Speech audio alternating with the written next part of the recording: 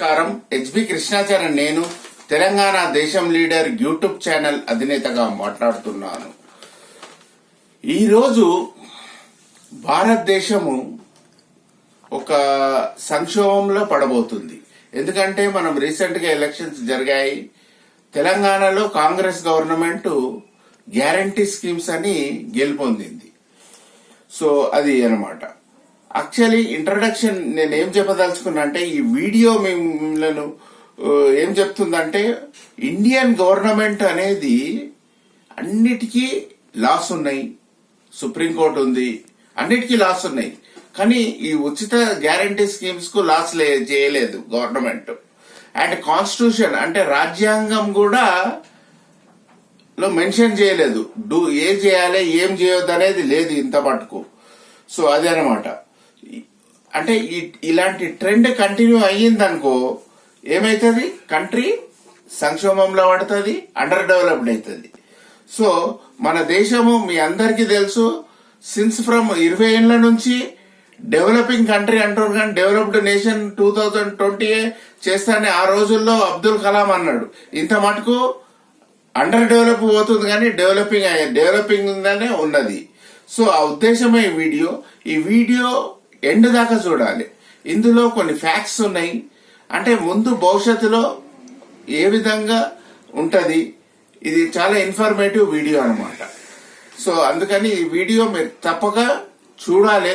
ఒకవేళ మీ యొక్క life style ఏమన్నా చేంజెస్ కావాలంటే చేంజ్ చేసుకునే అవకాశము, జాగ్రత్త పడే ఆకాంక్షలు ఉంటాయి అన్నమాట. అనేది ఈ ఫ్రీడీస్ వల్ల ఏం ఇంపాక్ట్ అవుతాయి వెల్ఫేర్ స్కీమ్స్ అంటే, ఇండియన్ స్టేట్ లో పేదవాడుగా పుట్టడం తప్పు కాదు, పేదవాడుగా బతకడం తప్పు, పేదవాడుగా సావడం తప్పు. కానీ ఈ ఉచిత స్కీమ్స్ వల్ల పేదరికం పెరుగుతుంది. ఆ పేదరికంలోనే బతకాలి మనిషి. ఎందుకంటే గవర్నమెంట్ తన డబ్బు ఉంటేనే వాడు వంచగలుగుతాడు డబ్బులు. ఇప్పుడు రాష్ట్రానికి, తెలంగాణ రాష్ట్రం కేసీఆర్ గవర్నమెంట్ స్కీమ్స్ అని మా అంత తోపు లేదని 6 లక్షల కోట్ల మీద చేశాడు. ఇప్పుడు 6 లక్షల కోట్ల మీద అప్పై ఇప్పుడు 6 గ్యారంటీ స్కీమ్స్ అని మళ్ళీ అప్పులు చేస్తారా? అంత రెవెన్యూ ఉందా అనే ఆలోచన మీకు ఓటేషన్ ఉంది. ఎందుకంటే మీ ఏ ఓటరు పైసలు తీసుకొని వేసిండ్రో వాళ్ళే ద్రోహులు దేశానికి. ఎందుకంటే ఈ పేదరికం అనేది పెరుగుతుంది. ఇంకోటి, స్టేట్ గవర్నమెంట్స్ అనేది ఇప్పుడు 6 గ్యారంటీ అన్నాడు కాబట్టి గ్యారంటీగా ఇయ్యనీకి అప్పులు చేసో గవర్నమెంట్ భూములు అమ్ముకోనో ఇస్తాడు. కానీ మిగతా ఖర్చులు ఉంటాయి ఎక్స్పెండిచర్ లో. కొన్ని 6 లక్షల కోట్ల అప్పు సీఎం కేసీఆర్ చేసినప్పుడు కొన్ని బడ్జెట్ చేయవలసి వస్తుంది. ఎడ్యుకేషన్ మీద, అగ్రికల్చర్ మీద, ఇండస్ట్రియల్ సెక్టర్ మీద, అడ్వాన్స్డ్ టెక్నాలజీస్ మీద. దానికి డబ్బు ఉండదు. సో ఇన్ రీసెంట్ ఎలక్షన్స్ ఏమైందంటే, కాంగ్రెస్ పార్టీ గ్యారంటీ స్కీమ్స్ ఇచ్చింది కాబట్టి ఓటర్స్ అట్రాక్ట్ అయిపోయారు. ఎవరైతే రూరల్ ఏరియాస్ ఉన్నారో ఓటర్స్ అట్రాక్ట్ అయిపోయి అందరూ కాంగ్రెస్ కు గుద్దారు. ఇండైరెక్ట్లీ ఏమైతుందంటే, మీ యొక్క పేదరికం, క్వాలిటీ ఆఫ్ లైఫ్ పేదరికంలో పడిపోతుంది. ఇక ఎప్పుడు దానికి ఎదురు చూస్తుండాలి. ఒకటి ఇచ్చిన రోజులు. ఇంకొకటి నేను చెప్పేది ఏంటంటే, సిటీస్ లో అన్ని సీఎం కేసీఆర్ వాళ్ళ రిప్రజెంటేటివ్స్ గెలిచారు కాబట్టి వాళ్ళు డబ్బులు ఇచ్చి ఓటేయించుకోరు. ఎందుకంటే కాంగ్రెస్ వాడు వస్తే డబ్బు ఇయ్యనియలే డబ్బులు. అందుకని సిటీలు అందరినీ ఇదంతా మాఫియా అన్నమాట, గ్యాంబ్లింగ్. డబ్బులు ఇచ్చి ఓటు తీసుకోవడం ఓటర్ది తప్పు. డబ్బులు అక్రమంగా సంపాదించి బ్లాక్ మనీ అంతా ఇచ్చేది అదొక తప్పు. మరి ఇన్ని గవర్నమెంట్ లాస్ ఏం చేస్తున్నాయో నాకు అర్థమైతలేదు. సో తెలంగాణ కాంగ్రెస్ గవర్నమెంట్ ఈ యొక్క గ్యారంటీ స్కీమ్స్, ఫ్రీ ఎలక్ట్రిసిటీ అని, ఫ్రీ బస్ అని ఆడవాళ్లకు ఇచ్చి దీని మూలంగా ముందుకు బడ్జెటరీ క్రైసిస్ అంటే సంక్షోభంలో పడబోతుంది. ఇంకోటి, తెలంగాణ రాష్ట్రము రెవెన్యూ సర్ప్లస్ ఉందనుకో మేనేజ్ చేయవచ్చు. అంత రెవెన్యూ సర్ప్లస్ ఇప్పుడు 5 ఏళ్లు పరిపాలించాలి. 5 ఏళ్ళు ఫ్రీబీస్ ఇవ్వాలి. అంత రెవెన్యూ ఉందా? లేదు. మళ్ళీ అప్పులు చేస్తారా? మళ్ళీ ఏం చేస్తారో తెలియదు. వన్స్ అప్పులు చేశారనుకో మీ జీవితాలలో కాస్ట్ ఆఫ్ లివింగ్ క్రైసిస్ పెరిగిపోతాయి. ఆ తర్వాత మీ ఇన్కమ్ పెరగది, అన్ని ఖర్చులు పెరుగుతాయి. అయితే ruling government BJP central government PM Narendra Modi ఏమన్నాడంటే రేవడీ కల్చర్ అంటే స్వీట్గా ఉంటాయి ఫ్రీబీస్, ఎండమావులు లెక్క అనమాట, స్వీట్గా ఉంటాయి అనమాట. ఇది డెవలప్మెంట్ కు డేంజర్ ఇస్తుందని తెలంగాణ ఎలక్షన్స్ లో అన్నాడు. అందుకే బీజేపీ గవర్నమెంట్ సింగిల్ డిజిట్ కు పరిమితమైంది తెలంగాణ రాష్ట్రంలో. ఆయన మంచే చెప్పాడు కానీ ప్రజలకు అర్థం కాలే.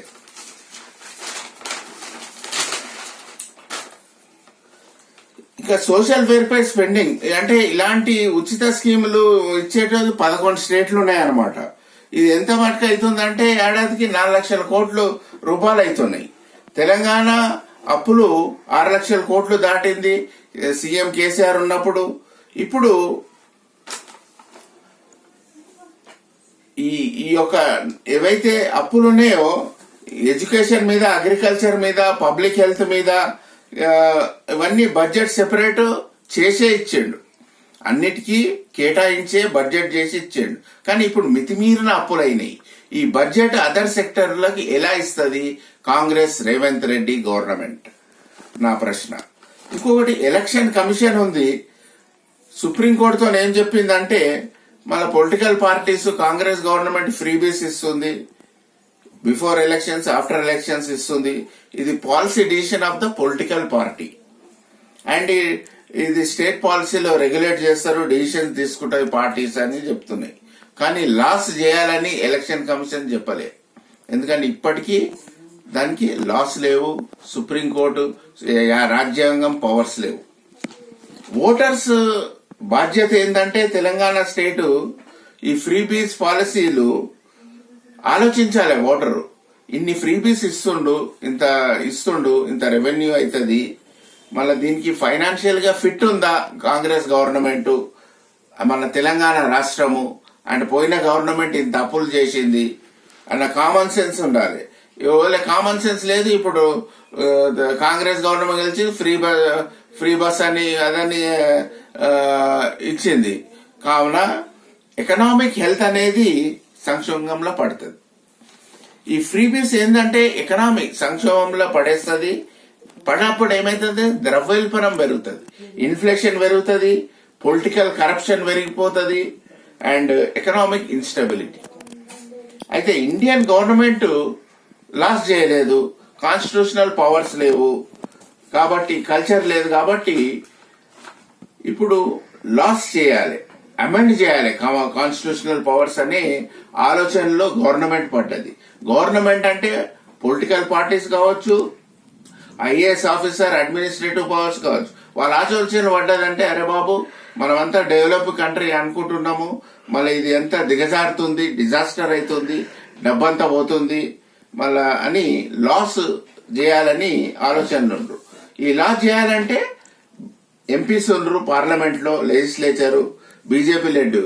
ఎప్పుడైతే ఈ ఎంపీస్ బీజేపీ ఆధ్వర్యంలో చేస్తుందో ఈ ఫ్రీబీస్ అనేది తీసేస్తే పేదరికం నిర్మూలన అవుతుంది. అది ఎలా అవుతుందో చెప్తా. ఈ లాస్ చేయాలి ఎఫెక్టివ్ ఒక బిల్లు పాస్ చేయాలన్నమాట. పార్లమెంట్ లో ఒక బిల్లు చేసి, బిఫోర్ పార్లమెంట్ ఒక బిల్లు చేసి అదొక డ్రాఫ్ట్ చేసి అప్పుడు లా అవుతుంది. ఎప్పుడంటే approval by both parliament, Rajya Sabha Lok Sabha approval చేసి అప్పుడు ప్రెసిడెంట్ ఆఫ్ ఇండియా అప్రూవల్ చేస్తుంది అండర్ ఆర్టికల్ 107 అన్నమాట. అప్పుడు ఫ్రీబీస్ ఇచ్చుకోనరా బాబు. మీరు బలం తగ్గట్టు యుద్ధం చేస్తారు ఓలే గాని, బలం లేకుండా యుద్ధం చేస్తే చావు దెబ్బ అవుతుంది. సో ఇందులో రోల్ ఆఫ్ సుప్రీంకోర్టు ఉన్నది. Role of supreme court as per article 137 of the constitution ఏం చెప్తుందంటే సుప్రీంకోర్టు పవర్స్ ఉన్నాయి రివ్యూ చేయడానికి ఫ్రీబీస్ లాస్ రివ్యూ చేస్తుంది. ఉచితంగా ఏమి ఇవ్వాలి అనేది రివ్యూ చేస్తుంది. అది పాస్డ్ బై పార్లమెంట్ అన్నమాట. సో సుప్రీంకోర్టు హైయెస్ట్ నిర్ణయం ఏంటంటే ఇండియాలో జ్యూరిడిక్షన్ లో సుప్రీంకోర్టుది నిర్ణయం ఉంటుంది. అదే నిర్ణయం అయినప్పుడు ఎప్పుడైతే ప్రెసిడెంట్ ఆఫ్ ఇండియా అప్రూవ్ చేస్తాడో అప్పుడు ప్రజలు ఆమోదం పడతారు. సో ఇప్పుడు నేను చెప్పేది ఏంటంటే ఆంధ్రప్రదేశ్ ఎందుకు విభజన పడ్డది అనేది తెలుసుకోవాలి. ఈ కేసీఆర్ ఏంటంటే రెవల్యూషనరీ లీడరు. ఆయన ఏం చేశాడంటే ఇన్సర్జెన్సీ మొరాస్ అంటే ఉన్న కాంగ్రెస్ గవర్నమెంట్ ఆంధ్రప్రదేశ్ ఉన్నప్పుడు వ్యతిరేకంతో ధర్నాలతోని బస్సులు బంద్, ఆ బంద్, ఈ బంద్ అని గవర్నమెంట్ ను పడేశాడు. అప్పుడు 1000 మంది దాకా పౌరులు సూసైడ్ చేసుకుంటారు. ఇంతకు ఏం చెప్పిండంటే KCR main reason Telangana formation అంటే డిస్క్రిమినేషన్. అంటే ఒక అంటరాంతరం ఎట్లుంటది, వీడొద్దు వాడొద్దని ఆంధ్రోళ్ళు తెలుగు వాళ్ళ మీద ఒక డిస్క్రిమినేషన్ క్రియేట్ చేసి గవర్నమెంట్ జాబ్స్ అన్ని ఆంధ్రలో కొట్టేస్తున్నారు, తెలంగాణకు జాబ్సే లేవు, ఎడ్యుకేషన్ లేదు, పబ్లిక్ తెలంగాణ రీజన్ లో పెట్టుబడులు పెడతలేరు అని అన్నారు. కానీ కాంగ్రెస్ గవర్నమెంట్ తెలంగాణ ఇచ్చింది. మళ్ళీ ఈ వ్యక్తి ఏం చేసిండు, కేసీఆర్ ఏం చేసిండు, నోటిఫికేషన్లు ఇవ్వలేదు. ఆ తర్వాత ప్రతి పేపర్ గవర్నమెంట్ జాబ్స్ పేపర్లన్నీ లీక్ అయిపోయినాయి. మళ్ళీ ఏం చేసినట్టు ఈయన అడ్మినిస్ట్రేటివ్ స్కామ్స్ అయినాయి, లిక్కర్ స్కామ్స్ అయినాయి. తన బిడ్డ లిక్కర్ స్కామ్ చేసింది, మనీ లాండరింగ్ అని సోషల్ మీడియాలో ఇదైంది, black money convert into white money, real estate mafia. ఇల్లు కొనాలంటే ₹1,00,00,000 మీద కావాలి ఇప్పుడు హైదరాబాద్ లో. మళ్ళీ ఇదేం పని ఇది?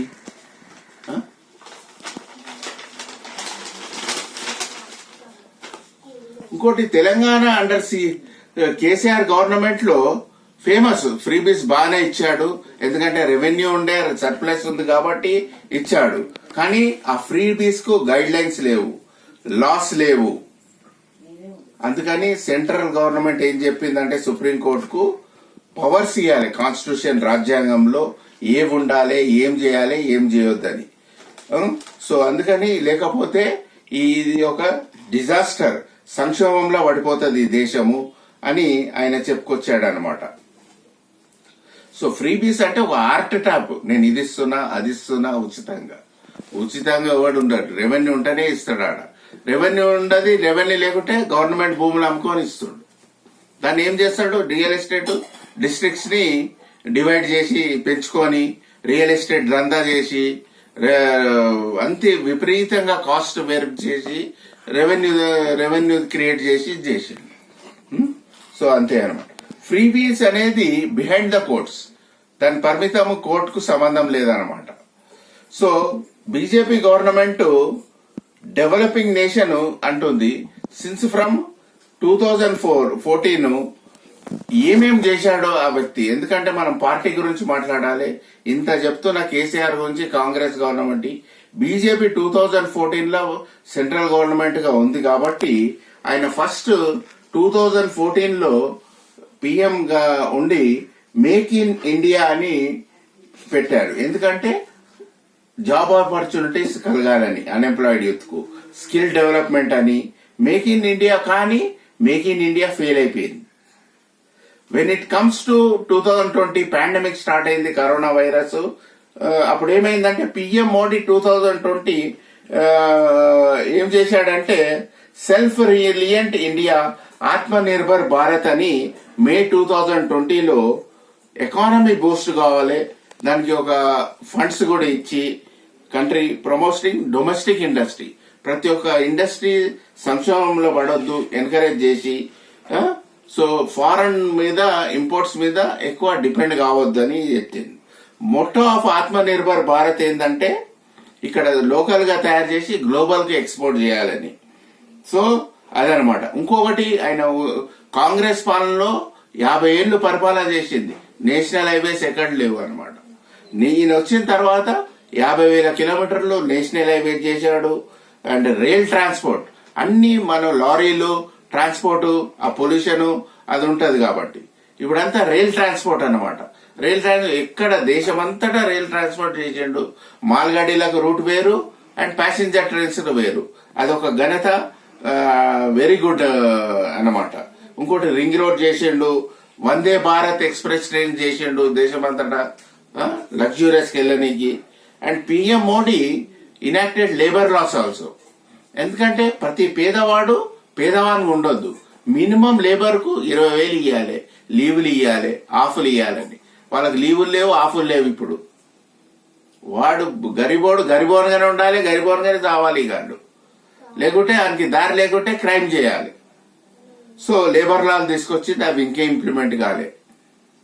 ఇంకోటి నేను చెప్పేది ఏంటంటే, కంక్లూజన్ ఆఫ్ ద వీడియో చేసిందంటే, ఇదన్నిటికీ పేదరికంకు కారణాలు మీరు డబ్బు తీసుకొని ఓటేశారు, అదే కారణం. ఎందుకంటే డబ్బు తీసుకొని ఆ ఫ్రీబీస్, ఉచిత స్కీమ్స్ కు లబ్ధి పొంది క్రిమినల్ పొలిటీషియన్స్ కు సహకారం ఇచ్చి, ఆ తర్వాత ఓటరే బాధ్యుడు పేదరికానికి, మీ ఇంట్లో ఉన్న అన్ఎంప్లాయిడ్ అంటే నిరుద్యోగానికి, లేకుంటే ఇల్లిటరసీ చదువు దంతనము, లేకుంటే బెగ్గర్స్, మంచి ఫ్యామిలీ కూడా బిలో పవర్టీ బెగ్గర్స్ కావడము, క్రైమ్ ఉన్నా గానీ, లీగల్ ఇష్యూస్. తర్వాత ఇట్లనే కంటిన్యూ అయినాయి అనుకో, లించింగ్ చేస్తారు. లించింగ్ అనేది ఇల్లీగల్. ఏమైతుందంటే మనం మణిపూర్ ఇష్యూ చూసాం, అక్కడ ఏమైంది, ఇమిడి ఆడవాళ్లను నగ్నంగా చేసి, రేపులు చేసి చంపడము, అలా తయారవుతుంది. పొలిటీషియన్ ఇది ఇస్తా అది ఇస్తా అని అనొచ్చారు కదా, పొలిటీషియన్స్ కూడా చంపేస్తారు. కానీ ఇల్లీగల్ అనమాట. ఇది రాబోయే రోజుల్లో జరుగుతుంది సంక్షేమంలో పడితే. Chances of manufacturing sector week అయిపోతాయి ఇక ఈ ఫ్రీబీస్ వల్ల. ఎందుకంటే రెగ్యులేటరీ లాస్ ఉంటాయి అండ్ రెవెన్యూ డిక్రీస్ అయిపోతుంది. కాబట్టి నేను అనేది ఏంటంటే, గొప్పోడు ఎప్పుడు గొప్పగా ఉంటుంది. ఎందుకంటే వాడు కిరాయిల మీద ఆశపడతాడు, కిరాయిల మీద ఆధారపడి ఉంటాడు. వాడు కిరాయిలు వచ్చి హాయిగా బతికిస్తాడు, మిత్తిల మీద బతారు. అది అనరెండెడ్ ఇన్కమ్ అన్నాడు. దానికి రూల్స్ రెగ్యులేట్ లేదు. ఎందుకంటే మోస్ట్ ఆఫ్ ద పొలిటికల్ ఇండియాలో 2,000 పొలిటికల్ పార్టీస్ ఉంది. అందరూ రెవెన్యూ దాని మీదనే సంపాదిస్తారు. అనుకూలంగా ఉన్నాయి ఈ రూల్స్ అని. సో అదనమాట. ఇప్పుడు బీదోడు బెగ్గర్ అయిపోతాడు, బిచ్చబోడు అవుతాడు. సో దీనికి అన్నిటికీ కారణము ఓటరు. మీ లైఫ్ బాగుండాలి, మీ ఫ్యామిలీ బాగుండాలి, మీ పిల్లలు బాగుండాలి, ఫ్యూచర్ బాగుండాలంటే ఫ్రీబీ పార్టీస్ కి సంక్షేమం పడితే అండర్ డెవలప్డ్ వెళ్తుంది. కాబట్టి నేను చెప్పేది ఏంటంటే, మన భారతదేశము మరో పాకిస్తాన్, మరో శ్రీలంక, మరో జింబాబే కావద్దు. అక్కడ కూడా ఫ్రీ ఇచ్చి ఇచ్చి ఇచ్చి సంక్షేమంలో పడిపోయింది. మన భారతదేశము ఎంతో సస్యశ్యామలమైన దేశము అండ్ ఈ దేశంలో ఉన్న వనరులు ఎక్కడ లేవు. సో ఎంతో గొప్ప దేశం చేయొచ్చు. పిఎం మోడీ గవర్నమెంట్, ఆయన వయసు కూడా మించిపోయింది. కావాలంటే ఇంకో ఎలక్షన్స్ లో గెలిస్తే మా అంటూ ఇంకో 5 సంవత్సరాలు చేస్తారు. కానీ అలాంటి వ్యక్తికి ఒక గ్లోబల్ లీడర్, ఒక గ్లోబల్ టైగర్ అయినమంట ఆయనకు ఇచ్చిండనుకో, సూపర్ పవర్ నేషన్ చేస్తా అని మాట ఇస్తుండు.